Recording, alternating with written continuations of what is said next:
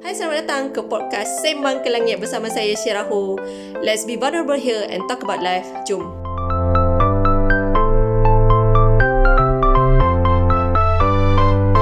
Hello guys, Assalamualaikum. Kita kembali balik ke rancangan ke sesi podcast Sembang ke Langit bersama saya Syirahu. Definitely not a therapist, tapi bersama saya hari ni adalah the real therapist, registered clinical psychologist Ilyas. Okay, Ilyas, perkenalkan diri. Alright, hello everyone. I'm Ilyas Azmi, a clinical psychologist registered with the MHPC Malaysia lah. Hey, if you want to know more, just go to my Instagram, Ilyas_Azmi. That's my affiliated therapy centers are all there if you want to come and see me. So, topik hari ni kita nak cakap pasal self-blaming ataupun self-hate, benci diri sendiri. Alright. Okay, so I came across this one meme tau. It's a funny meme. Also, I cope with my mental health with funny meme. So ada satu meme dia cakap, no one can hate me more than I hate myself. I find it funny lah because somehow it's true. It's funny because it's true. So I also macam like been pernah lah experience blaming myself a lot, being too self-critical. And itulah, so I also wonder lah why actually kita ni as a human, we are so prone to hating ourselves or being critical terhadap diri sendiri, tapi not others. We love others, we can be kind to others, but not for ourselves. Why is that? I think because as humans, it's easier to give than it is to receive sometimes. So when we be kind to other people, it's something that a bit more. And also, it's easy to just do things for others, right? And also, it's a bit culturally as well. We are taught to sort of like, when we do things to other people, we have to do good to other people. We have to give the best that we can for other people. But we weren't really taught to do the same to ourselves, right? So culturally, like, I think it's a bit of cultural Asian where we prioritize other people's happiness and ours, like our parents, our siblings, our friends, right? We tend to prioritize their feelings, what they want. And sometimes kita ajar adik kakak tu lah mengalah dengan adik tu, right? That kind of thing. Even though it's a small thing, but when you accumulate over time, you learn that okay, I have to prioritize other people before giving things to myself. So it's when you become like that, so then it's hard lah to not be critical to yourself, right? Then you be like, I can be kind to others, but when it comes to me, no, I do not deserve kindness. I just have to do this and this. I just have to be perfect. I have to keep doing this perfectly. If not, I can be worthless, right? It goes on and on and on kind of thing. So it's really one of the toughest thing to do is actually to practice self-love fully and self-kindness, because it's hard to accept yourself. It's easy to accept other people. It really is hard to accept us as who we are. And because it requires you to be vulnerable with yourself, to embrace every single flaws that you have, to fully look yourself in the mirror naked lah, basically, right? Not actually lah, please. But imagine it's like that. You have to sit with yourself fully lah. And we don't like to see certain part of who we are. So we tend to criticize them. Dengan orang lain kita boleh tutup semata. Dengan orang lain cakap, tak apalah, tak dapat. Ada 15 red flag pun tak apa. I like red. Sama kita, orange flag pun dah red. That is interesting though. I mean, same flaw we have with our friend lah, let's say lah kan. But why, apa thought processnya sebenarnya? Like, why are we easy to accept others but not us with the same kind of flaw? Because how we this have logic? because we have those flaws. So we understand how exhausting it is, how tiring it is to have these flaws in us. And we don't want others to experience what we experience. Hence, we be kind to them, right? Because we have those things. So we sort of like, what's the word?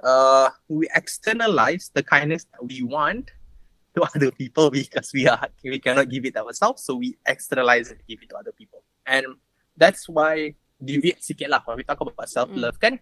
It's not we can't do it individually. We can't do it by ourselves. Even though the name is self. We have to do it with other people. It has to be done through relationships, because like the example you give, can we have a certain flaw? If you know how it feels and you give it to other people to treat them better, then they will learn that, okay, I have this flaw, this is how my friends treat me. I can try to learn to internalize this thing and practice for myself. The same thing goes to you lah. When other people do it to you, I'm like, okay, if they can accept this flaw of mine, then maybe I can accept my own flaw as well. So it's like a learning process as well, give and take. That's why it requires relationships. Because humans and our brain are just programmed to function and survive. And the brain do not require kindness and compassion to function. Wow. That's Right? deep. That's deep. It doesn't require that. Compassion is just like a secondary thing. Like, Secondary tak penting. survival. Not for ada, survival. ada tak apa. Ada, tak ada tak apa. And that kind of thing. But it's something that you learn. You have to force your brain to like, no, compassion is part of the process too. I want it, I need it. And sometimes you need to see how to do it. And then you know how to do it. Okay, on that thoughts kan, is it bad to hate ourselves? I don't know. I mean, what could go wrong, and how does that impact? How does it can impact our life? I mean, so many people hate diri diorang. What could go wrong? Is it bad though? Is it bad though? I think hate is a very strong word. If you are really saying, if the question is really, is it bad to hate yourself? Then yeah, it's not healthy for you to hate yourself. Because if you are not able to love yourself, and then it also means that you are not allowing others to love you. Because how you are embracing and how's your relationship with yourself is how your relationship is going to be with others. So if let's say your love language is gift giving, right? Or words of affirmation. If you don't know how to do it to yourself, how are you expecting to tell other people that, hey, can you give me word of affirmation or give me gifts and stuff? Because you don't know how it is. You don't have the template to do it. Then that's where misunderstanding and miscommunication happens. Like, oh, you should know lah. I'm like, you don't know yourself, right? Then how are you expecting others to know you, right? Then there'll be moments like, oh, I thought you were like this, but you're actually like this. I also don't know why I'm like this. Right? Because you don't understand yourself. And if you hate yourself, then who else is there left to love you? Wow. Right? Because God, if you hate yourself, then what's there is to live for, right? Loving yourself is not a selfish thing. Loving yourself means that understanding that your place in this world has a meaning, not just for you, but for others too, right? But when you start developing hate towards yourself, then it means that you also stop wanting to be better, do better, help others maybe, right? The altruism will also go away because there's no reason for me to do good because I'm already hating myself. What's the purpose of me doing anything good anymore? Then you stop trying, you stop improving, right?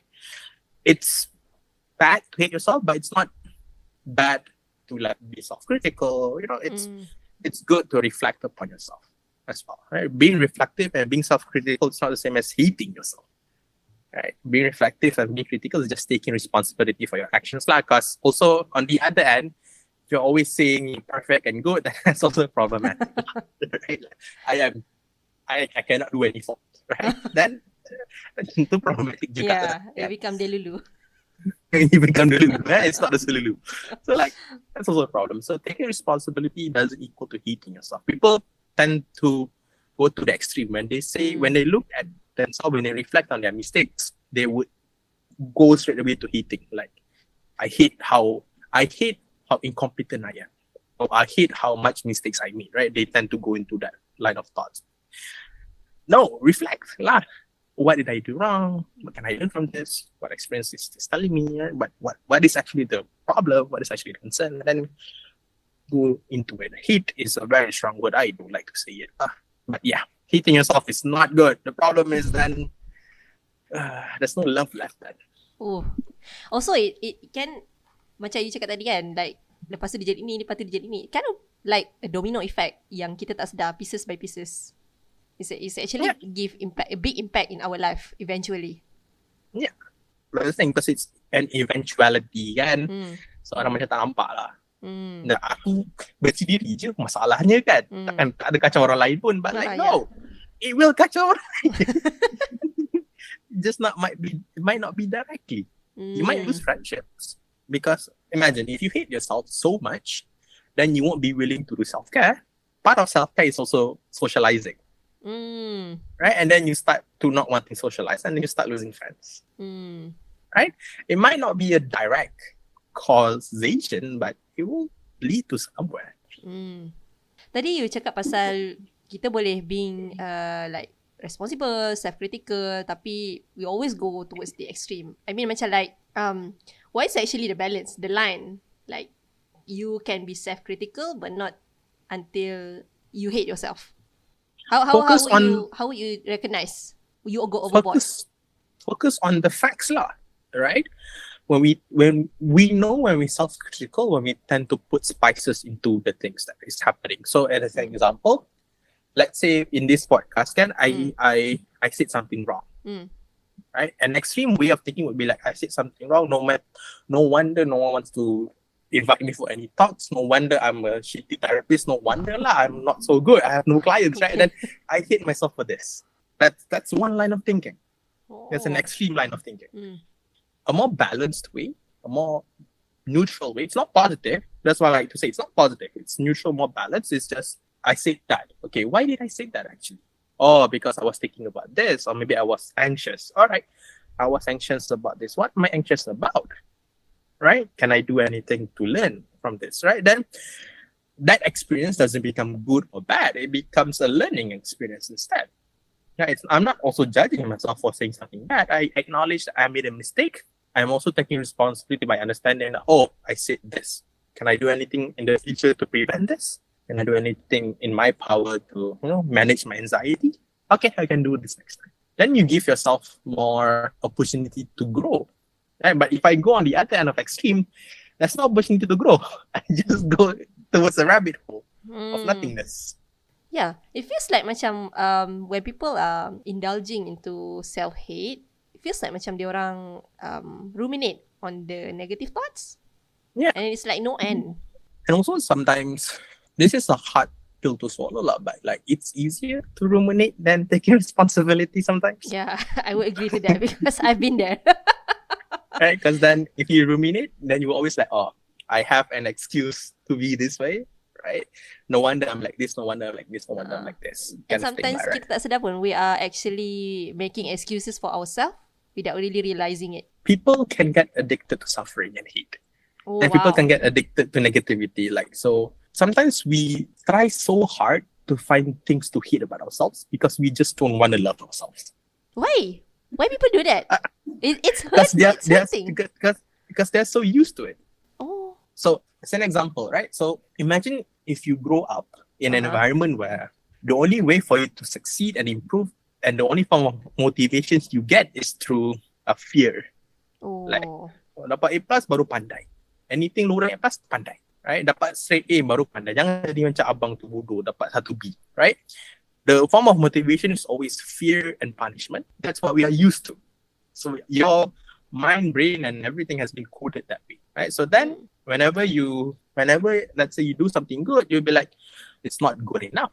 It will never be good enough. And whenever something good happens, or when you try to like, oh, apalah, dapat job interview ni, I can try again, right? You can't do that because your mind has taught you that you can't get this job interview because you're a lousy human being.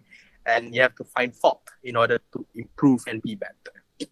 Right? Blaming yourself has always been the way to get success. That's sort of like the correlation or like association you have. So then that's what you get used to. And when you don't feel bad, you feel macam pelik. Kenapa aku tak rasa bersalah? Kenapa aku tak rasa guilty? Kenapa aku tak rasa benci? Peliknya. Like, aku patut rasa benci. And then you start to correct your mind, like to find things to hate about yourself.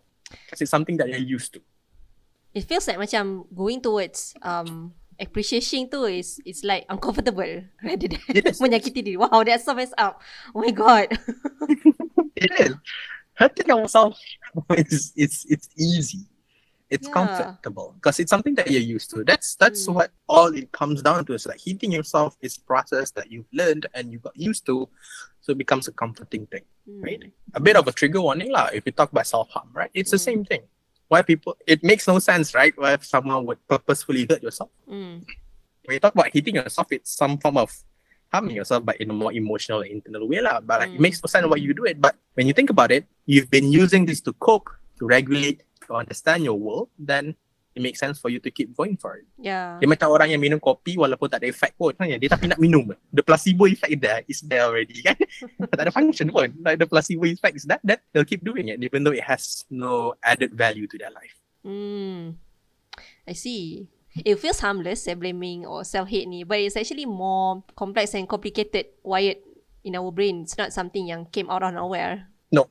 Anything that we do it doesn't magically just happen. It comes from somewhere, or it is appearing from somewhere. Just that sometimes where it comes from is a bit hard to find lah. When I struggling with self-blame, self-hate, it took me like a year to not hate myself lah. So in general, is it hard for people to learn to love themselves? It is. Even me, I'm a therapist, people. I find it hard to love myself sometimes. I've heard that from my partner too. Like, why are you so hard to yourself? Like, I don't know. Like, you never say this to your clients. Like, no, I don't. Like, what's up with you? Like let's say I have a bad session, right? I would really go deep into like rumination, and I'm a trained therapist. It's like loving ourselves is really something that is very difficult to do, but it is very difficult to do even more if you try to do it on your own. Right? It makes it a whole lot easier when you do it with someone else. So I've learned to appreciate myself. I'm not saying I'm good at it yet. I'm not perfect at it, but I've learned to. I'm not at a stage where I'm loving myself. I'm at a stage where I'm able to appreciate myself a bit more through my partners. Right? My partner is teaching me these things, like showing me these things. I'm like, okay, I can appreciate a bit more of who I am. I'm not fully loving myself yet. It's a journey, because everything about yourself is always a journey, and it will take time, right? And sometimes you can't help it. Sometimes you will hate yourself a bit here and there. Just, there are just those kind of days, kan? It's human lah. But like also just knowing that, make sure that those days doesn't go intense and roll over, snowball to other days as well lah. True. Okay, I nak tanya pasal when you say like it's hard to not hate yourself alone. So macam like you don't want to get 100% dependent to people. So how what kind of self-love yang you are not 100% dependent to people, and you can do it yourself, you can do it with others. That's good. I think it's not healthy if you dependent on people 100%. To a certain extent, yeah. Dependency is never good. But part of the problem with the question is that we have to understand humans are social beings, Yeah. By whether you like it or not, by hook or by crook, you're not meant to live the world by yourself. Yeah, that's why I said 100%. Maybe we 95% perlu social. But I don't think 100% is good. So then the rest of it is like, then you have to, you're not fully dependent on the person when you are able to sit with your own thoughts and be like, I don't like this, but it's okay to have it. Or when you're able to okay, I know that I'm having a rough day, and I know I tend to go overboard and hating myself, and then you go seek help, or you go seek support, to actively do something for yourself. Is a form of it's not dependency, even though you are finding other people to support you, but it's knowing that you need help is something that requires a lot of courage and work as well, because you have to notice those symptoms, you have to notice those signs, those triggers, to acknowledge it, right? And sometimes also then that's why in therapy we talk about multiple coping mechanisms, and we don't just talk about one, like friends. No, we talk about other things that you do. Then we break it down to coping mechanisms that are easily accessible, that are more monthly basis, or more weekly basis, or self-care routines that are daily, weekly, hourly, things like that. That's why we have to have more varieties lah. The thing is, it's easier to learn to love yourself through other people, because you cannot see yourself with your own lenses, because your lens about yourself is very, very, very skewed and distorted. Yeah. I think it really hard to love ourselves 100% also. Yeah. Also, when we talk about self-love, okay, there is a lot of technique, whatever yang you say to nurture. But if someone yang, I don't know, maybe bila dia first time dengar self-love ke apa, dengar podcast ni, like, what would you suggest if people want to start loving themselves or nurture? Like, what? Start with what? Go talking to more people. I'll start with that. Find people, find friends that you truly trust. Because I understand that I believe that no one is ever truly alone. You will sometimes you feel like you have no one in your life, maybe. But if you actually reflect upon those who you have in your life, you will find at least one person that you know that no matter what happens, if you ask them to rob a bank, they will for you. They won't ask why, they will ask when. So I know usually it's like that. And then let's say by chance you really don't have anyone in your life. Come to therapy, right? Sure. That could be one of the options, of course, right? Come and see me. And then the other is simply to shift towards when a mistake happens in your life, right? Instead of straight away going into judgments and scolding yourself, right? Pause and look at the facts that has actually transpired. When you look at the facts that has actually transpired, you will notice that, okay, it's not actually so bad. It's when we add flavors, yang it becomes intensifies. But when we actually look at facts and look at what is actually happening, then we know that, okay, it's not actually that bad lah. And writing is also a good way to start lah, because when your thoughts are always just in your mind and you don't express it anywhere, it becomes very, very intensified. Because your mind is not that fun sometimes. It likes to magnify a lot of things. Yeah. So you have to get it out somewhere. True. It's also complex kalau kita like, I don't know, we dwell with our thoughts alone and never let it out. Kind of macam like, that's, I would say that's dangerous. In some way. It's not fun and it's like dangerous. It is very dangerous because you don't know where it's going to go, right? Yeah. From self-hate to be other things, right? So yeah, it's hard to maintain neutrality lah. Like when something happens, try to observe it from a neutral standpoint, right? So like the opposite of self-hate doesn't always have to be self-love straight away. Well, it can just be neutral. You can't expect yourself to panjat bukit. You know, you haven't climbed anything, you want to climb Everest, macam tak fair lah. Kan? You nak pergi Bukit Boroga ke Everest macam like doesn't make sense, kan? So slowly. So from going full negative, try to maintain neutrality. From neutrality, and then maybe you want to include encouragement, slowly on towards love. That's what I always tell my clients. Like sometimes when you think about thought challenging, we don't have to always think about it. When you think about alternate thoughts, it doesn't have to be a full positive. It can just be a neutral stand, right? And when we do it like that, it's easier. Because when people are so used to negativity towards themselves, nak cari positivity susah. Yeah. Cari neutrality dulu. And neutrality is a bit more easier. Yeah, it's sustainable juga lah. Sometimes you just can't find good things. Yeah. Life is not always full of good things. Yeah. Maintain neutrality. Yeah, I like that. That's achievable to everyone. Yeah, it is. I mean, not hating and not loving. Dia macam this one quote. It is what it is.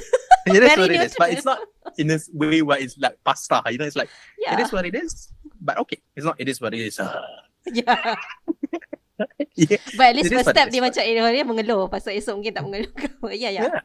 Alright. So, nice way to put it. Alright. So before we end our podcast, so as a clinical psychologist, what's your I would say final take home lah for those struggling with self-hate or self-blame? Making mistakes is what makes you human, right? It's part of the process of being human. The only constant about human is the mistakes that we'll continue to make. And blaming yourself for the mistakes that you make will not achieve anything in any way. It doesn't mean that you're not going to take responsibility. Take responsibility for the mistakes you've done, especially if you feel like you've hurt other people or whatever, right? Take responsibility for it. But you don't have to hate yourself continuously for it because it's not going to change anything. In fact, it will actually might make it worse for you, which will then affect other people instead, right? Because let's say you are so scared of getting into a relationship because you've hurt someone before, but then you are not allowing future you a chance to know someone. Now you're limiting yourself from it because you continuously blame yourself for the things that has happened. Take responsibility. Be responsible. Take actions. Make changes. Blame yourself. You can't help it lah. You will something that it's a natural response. But understand it will not change anything. So why are you adding more fuel to the fire? True. And the fire is burning you. So that's why you're adding the fuel that's burning you yourself, right? So like, don't. Yeah, true. Thank you, Ilyas, for the take-home message. I guess macam like dealing with self-hate is not easy, especially when we are so used to hate ourselves. To love ourselves, maybe it's unfamiliar, unknown. Maybe we are afraid. Maybe I think macam bukanlah kita takut nak sayang diri sendiri. Maybe because kita takut like we don't know how to love ourselves. Wah gitu lah, quoting Dumbledore. That's We what only I said. fear what we are unknown. What unknown to us. Gitulah. Alright, thank you Ilyas for the session of self-blaming, self-blaming, self-hate today. So I hope you guys yang mendengar, you guys can like start loving yourself or start go to the neutral ground, not hating yourself, because I think self-hate, self-blaming is not really helping us on anything. It's just macam adding miserableness in our life. Alright, thank you for listening to this podcast. Kita jumpa lagi di podcast akan datang. Okay, bye. Assalamualaikum. Bye bye.